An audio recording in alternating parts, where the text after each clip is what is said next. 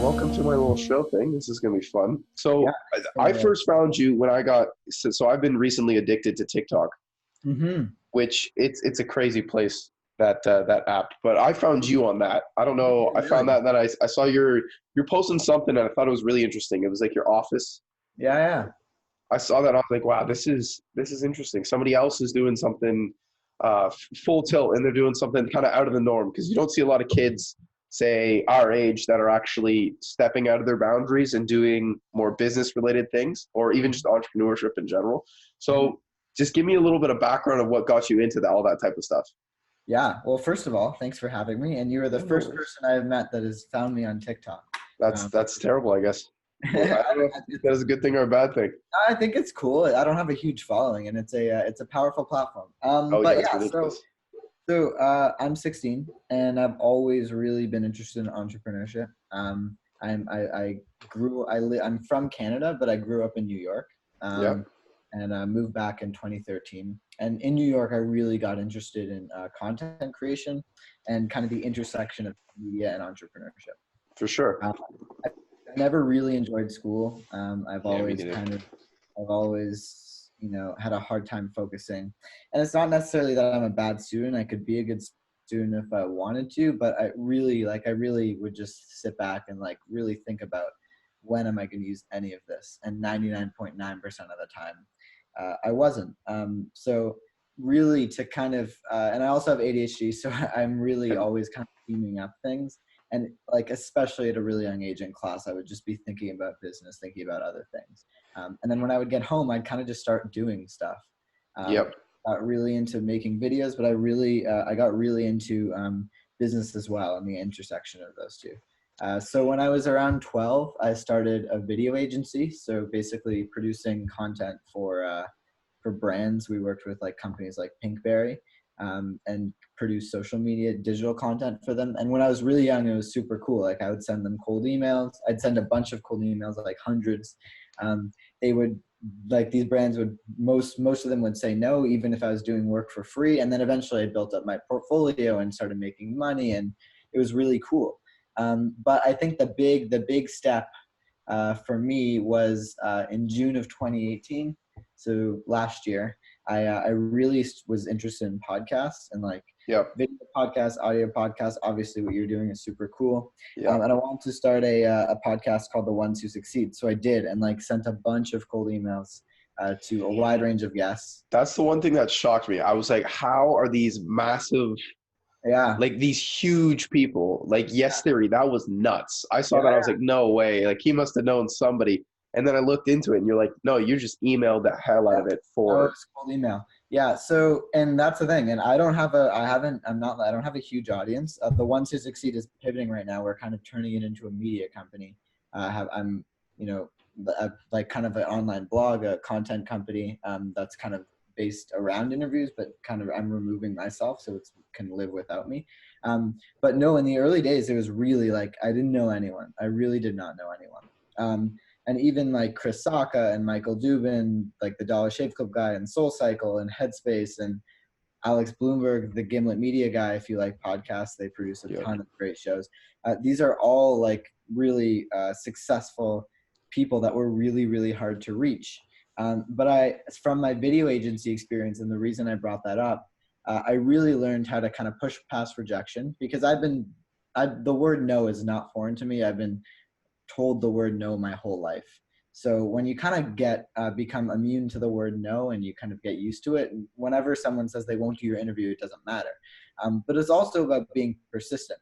I don't know the exact number, but a good amount of the people during when I was reaching out to them in regards to like cold emails and things like that, a good amount of those people said no, and then I would like try to reach out to like a communications person or one of their EAs to try to go around the person who was telling me no, yeah, and for then sure.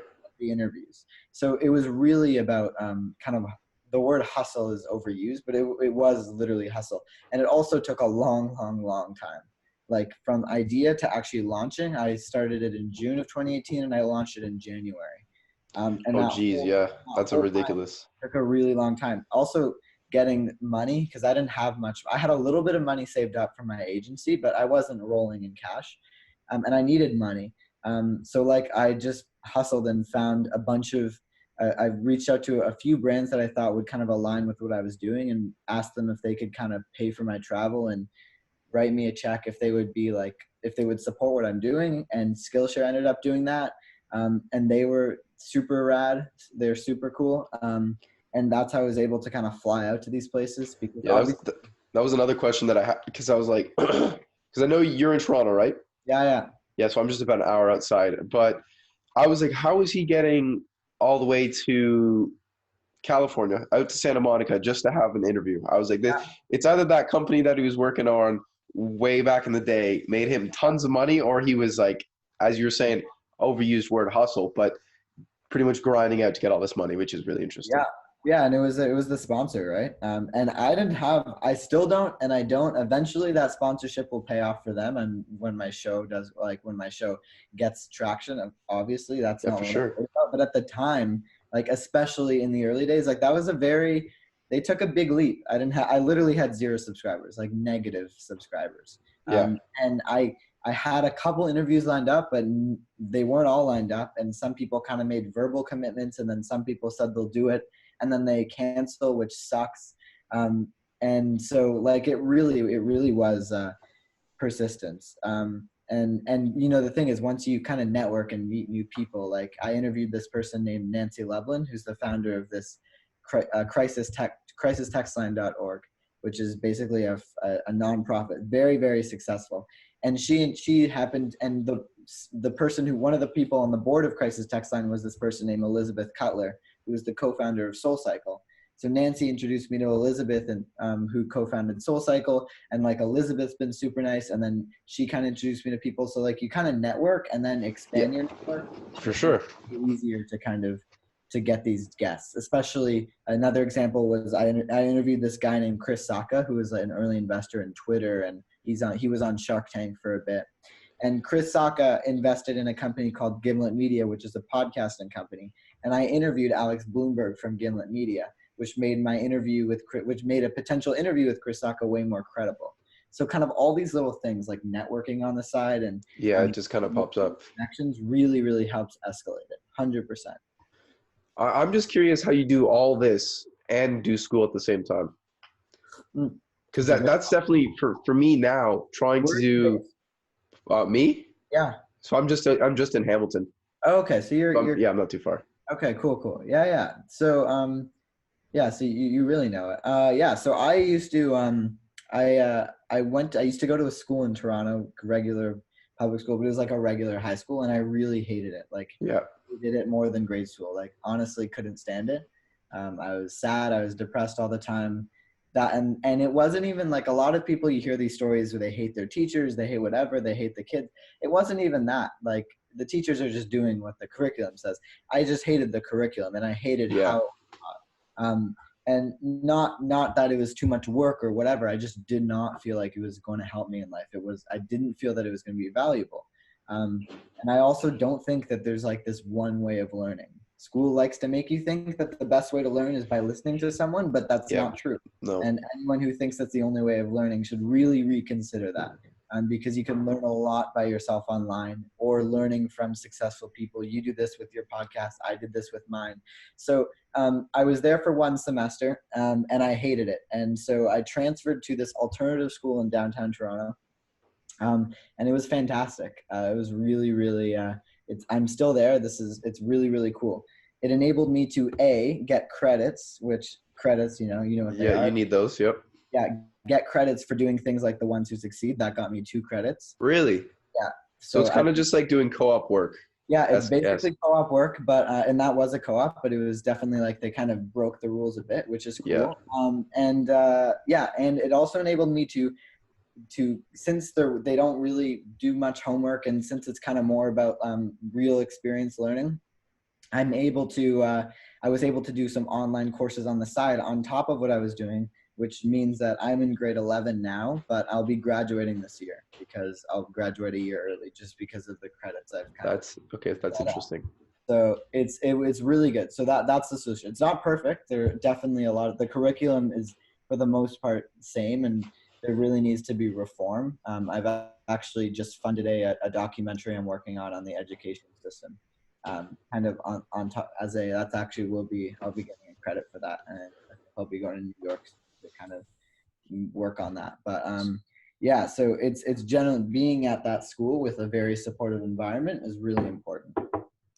I'm interested, since you seem to be quite passionate about education and kind of alternate education, but what are your thoughts on all the strikes and that type of stuff happening now in Ontario?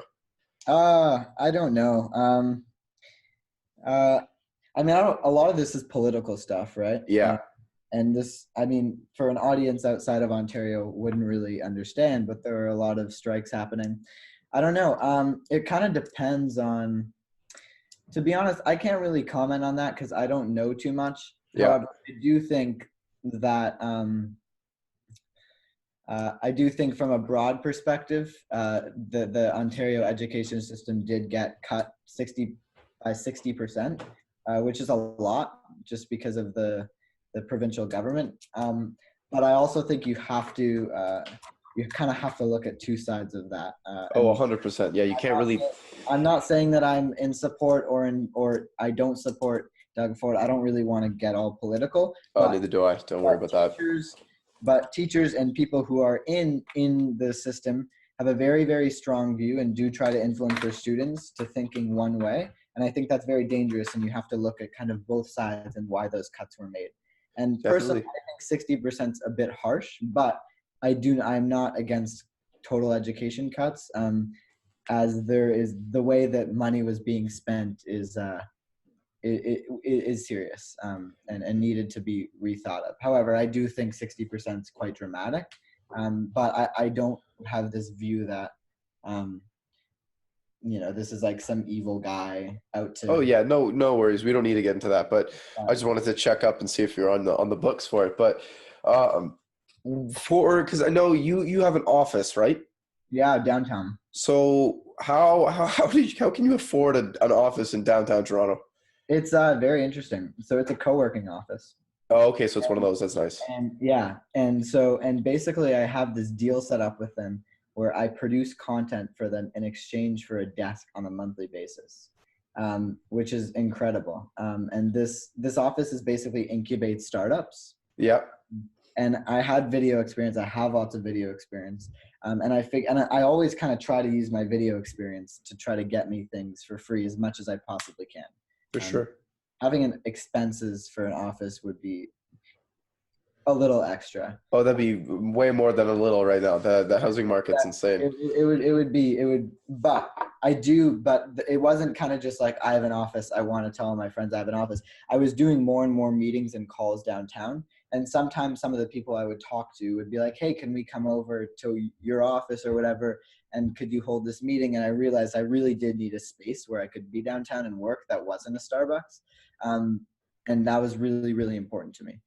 So that's kind of why I kind of looked at how can I figure this out and how can I like problem solve basically.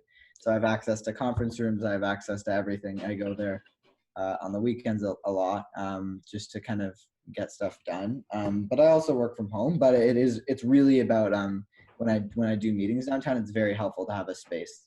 And it's also close to school. So on any given day, I'm running back from there in school, kind of like 3-4 times a day.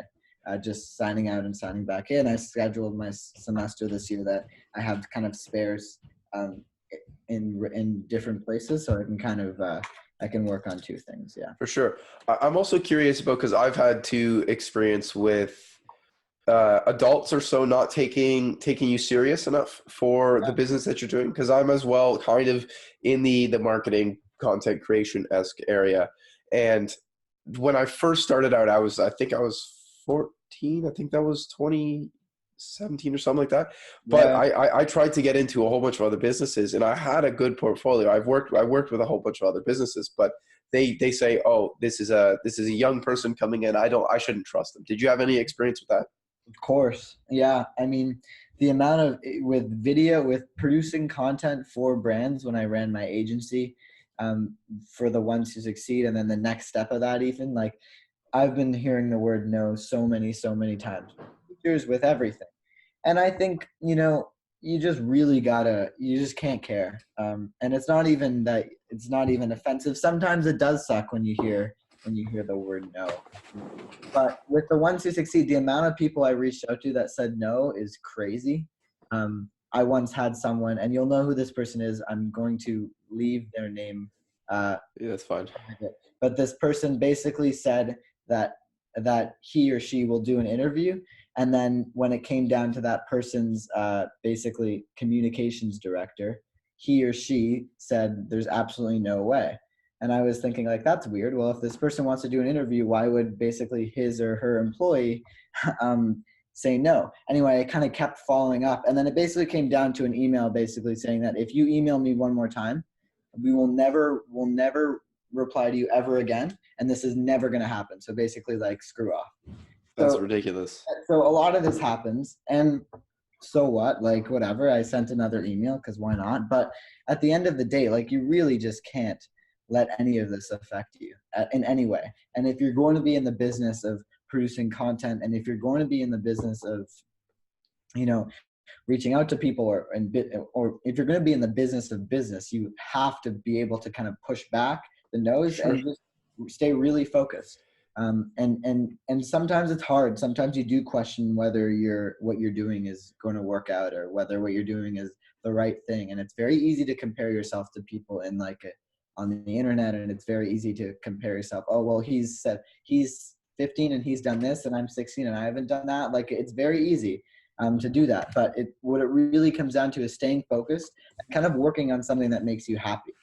Because if you're working on something that makes you happy, theoretically, no matter what people will say, you'll be enjoying it so much, and it'll be hard, but you'll still want to push through, and you'll still want to. It's all about passion, because there's so many different experiences that many people have had. And just even for me personally, I've wanted to do something, but I was like, oh, this is going to be really cool. Maybe this is going to get a good reaction from people. And then I kind of took a step back, and I was like, why would I be doing something like that so far out of my way and kind of pointless just to please other people? Mm-hmm. And then once I got to that point, I was like, no, that's just stupid. I'm going to step back, do what I actually like. And now I'm just got bored and made a podcast, right? Like, that's kind of thing. Like, it goes from, there's so many different stages of what you really want to do. And then once you find out what you truly enjoy, like you making your podcasts and all those shows and all that type of stuff. But once you find what you really want to do, everything just becomes so much easier. And there's no pushback from anybody. 100%. I also think, but I want to be very clear about passion, because it's very good that people are doing things they want to do. But it's also important to note that I don't like anything 100% of the time. The ones who succeed, a lot of the time, majority of the time, was really painful. Like, it was hard, and it sucked, and it was going nowhere, and in the edits, it was a pain, and it was just, the whole thing, like, sucked. It was not fun. Like, if you ask me, am I having a good time? I wasn't. Really? And you still powered through it, though? The end result made me very happy, which was having this idea, turning it into some media form, and then creating it. And I think people often get confused by passion and think that you have to like what you do 100% of the time. I don't think that's true, and I don't think people should buy that. There are going to be things attached to your passion that you're going to love, and there are going to be things attached to your passion that you don't like. But if you like the end result and you like what you make, you'll be able to push through. You'll be able to keep going. But of course, when when it's not working, or when I can't figure this thing out in the edit, or I get like 15 rejection emails in a row, it's like, I'm not having a good time. Like, it's not fun. And it's not always like, I'll show them. Sometimes you start to question yourself. But the end result of creating this media form, this podcast, putting it out there, that was really fun. And that gave me a dopamine rush. And I really liked that. And I like being able to kind of create something that involved a bunch of other moving parts. So it's good to be very passionate about the end result and what you're doing, but there are also going to be parts along the way that don't always feel fun. And I think that's the difference. Like, at a certain point, it will start to feel like work. But as long as you're focused, as long as you're kind of driven, everything will work out. For sure. That is a good point, but there's certain parts of it that I do disagree with, where you may dislike a certain part of it, but that's not going to be the majority of what you're doing, right? So for building, you have to, of course, like the majority of what you're doing. But I often think I know people who will like say, I want to get into video stuff, and they love the end result and they like making videos, and then they realize that editing is actually hard and that it's not instantly easy. That's someone in the honeymoon phase, though. That's someone that looks at, they just see the end goal. They see, oh, this is, who's a good example? Oh, well, they'll see the actor or the stand-up comedian who, let's say, well, they see Joe Rogan. He's on the top of the world. He's got the biggest podcast. He's got one of the most viewed Netflix specials and all that type of stuff. But they don't see the path of losing your entire 20s, 30s, and 40s traveling North America kind of thing, right? Yeah, So no, and it's also, you're in the honeymoon phase. I agree with you. And I'm definitely, you shouldn't, it's not a passion if you hate it, but Yeah. people also have to understand that there are going to be parts along the way that are really hard. If you think of any success story, like any Well, business, nothing's easy. I'm not saying it is, right? Twitch, like Twitch, Instagram, all these companies that are built, that YouTube that people like, there are parts where everyone wants to quit and they actually hate it. Like they do not like doing it. That is 100% the fact. And but the passion, the positives of doing it outweigh the negatives. So they like more things than they dislike, and they keep going. So that's all it is. It also tears on to just people getting completely burnt out. Like you could see that recently with like Casey Neistat, how he stopped posting videos. That was just somebody getting completely burnt out from so much over the top content creation, posting every day or every week and all that type of stuff, right? He still loves making movies, but there's the point where it breaks down, right? Yeah, I mean, I don't know. Like, I think, yeah, it's also burnout and kind of working on bigger projects are different. Like for me, I haven't uploaded in a while, but that doesn't mean I'm not working. That doesn't mean I'm not burnt out. I'm actually revamping The Ones Who Succeed. I'm also working on this documentary, which is like a big project and you can't upload, but 100%, like people get burned out in everything. It's not just content creation is the easiest to see, but the amount of entrepreneurs who build apps and websites that get burned out is crazy. Like that happens all the time. Because that's one of the hardest markets to get into. Yeah, I think it is. But people who are naturally good programmers or people who are interested in that will kind of push through and figure it out. Yeah, for sure. Yeah, and it also breaks down for, actually, I'm more curious about this. So for The Ones Who Succeed, how are you promoting it just on you? Like, are you just uploading it to YouTube, or are you taking audio clips, getting on iTunes and all that type of stuff? No, so we're going away from the podcast because right now it's just a podcast, and we're restructuring into essentially a media company. So I'm going to be removed from the interviews going forward, and we're going to be kind of creating a media company around interviews with not just entrepreneurs, but a wide range of people. For sure. Everything. And then we're also going to be having a media component where we're going to have a wide range of contributor writers writing for us, like essentially an online blog or like a newspaper or something. Yep. So yeah. More relatable content. And then the phase after that will be a social aspect. So creating some sort of network where people can connect and essentially building into a huge media company. And that's the main thing that I'm working on along with this documentary, but it's a lot of work. But yeah, that's the plan anyway. And then the big vision would be to have this network where we have a bunch of shows on it that are on YouTube, that are on audio, that are on social media. TikTok's a huge opportunity right now. It's ridiculous. I made a jokingly post of someone at my school who their video it was a comedy one kind of thing. They painted on their leg or something like that, and then the photo appeared and it was like Steve Harvey. And he was covered in purple, and it got 350,000 views. I recorded this video, tagged her in it, and I recorded the video on someone else's phone, and then just said, "Oh, this is get this more famous kind of thing," and it's got like 30,000 views now. Like so, it's such a volatile area right now where I think even if you just took clips from The Ones Who Succeed and tag Yes Theory because they're probably on there too. That's just another way to grow it, right? Yeah, no, it's totally, and that's the thing. I feel like it's definitely much harder to grow on Instagram and YouTube. I posted that video of me kind of at the office on the weekends. I think that got 185,000. I even posted like a stupid video of like a fake iPhone 11 check where like as a complete joke where I like drew cameras on my phone, and that's gotten like 850,000 views. Yeah. Another video I posted gotten like 60,000 views. Like, it's crazy. And it really, the platform is very, if people aren't taking advantage of it, they should be, because it's really powerful. It's something that it really can change the way that people handle social media and handle just content being given to them. Because most of the time it's 15 seconds. If it's over 15 seconds, I think TikTok kind of knocks it down on views, and you need more intriguement to get in, more engagement for it to actually get onto the For You page and all that type of stuff. But it's a hefty platform to keep people going. And if you can take your content that you're doing now and just put that on there on another channel or something like that, it's going to work. Because like right now I've got 2 shows. So I've got this one, and I just created a cooking show because I thought that'd be fun, and why not? It works. People are there. People watch. It's not a big serious one. It's like I'm cutting. And there's one part where I totally made a terrible mistake. I'm a relatively good cook, but I'm cutting these onions, and I totally forgot, and I tapped my face. I start crying. It ruins it. But the thing is, I took that video and put it on TikTok, and that was one of the, before I had this little blow up of me making this joke. Yeah. It works. So there's certain things that you can cue in on that'll help and bring the brand awareness on TikTok, and take that platform. People who enjoy it, who actually care and might become true fans, can go to your YouTube and through there.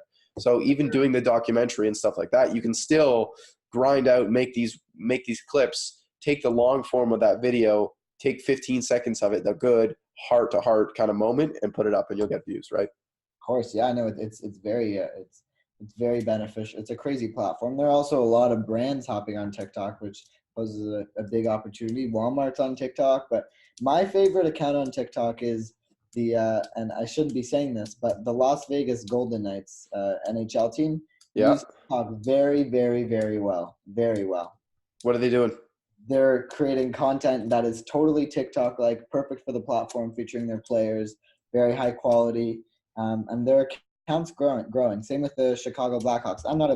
I like hockey, but I'm not like a crazy diehard fan. But I just stumbled upon their video, their account. So the opportunity for brand creation on TikTok is huge. For sure, man. I don't want to keep you much longer. Thank you so much for coming on. This has been great. Yeah, if you need anything else linked, just send me all that stuff. Everything will be linked below, and it'll be all on audio as well. But thank you. Yeah, thank you for having me. I really appreciate it. And let's keep in touch. I wish you the best of luck. Yeah, for sure, man.